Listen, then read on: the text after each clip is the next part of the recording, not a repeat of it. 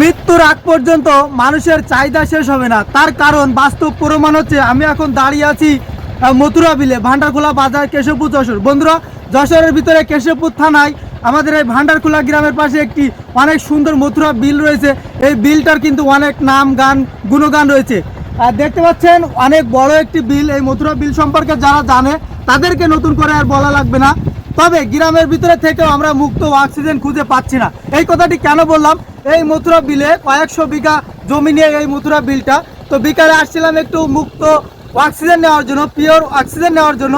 তো এখানে এসে দেখি মানুষ এমনভাবে এই বিলটা গ্রাস করেছে বা খেয়ে নিয়েছে যে আমরা একটু মুক্ত বাতাসে ঘুরে বেড়াবো, দুইটা কথা বলবো, এই জায়গাটুকু খুঁজে পাচ্ছি না। তার মূল কারণ হচ্ছে কয়েকশো বিঘার যে বিলটা এখন কিন্তু ঘেরে পরিণত হয়েছে। আমার এই পাশে দেখতে পাচ্ছেন ঘের, গাড়ি দেখতে পাচ্ছেন ঘের, সামনে তাকালে ঘের, পিছনে ঘের, মানে চারিপাশে ঘের আর ঘের।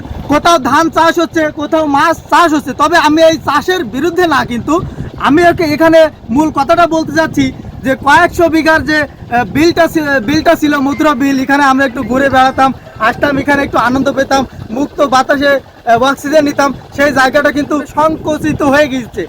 আমার পিছনে প্রায় 200 মিটার দূরে অল্প একটু জায়গা মিলে এখন সেই মথুরা খালি নামটা আছে। আর অল্প একটু নামটা রাখার জন্য মনে হয় এই জায়গাটা রয়েছে। হয়তো অল্প একটু জায়গা হবে। আর বাকি যে শত শত বিঘা জমি কিন্তু মানুষ কেউ ঘের করেছে, কেউ ধান চাষ করছে।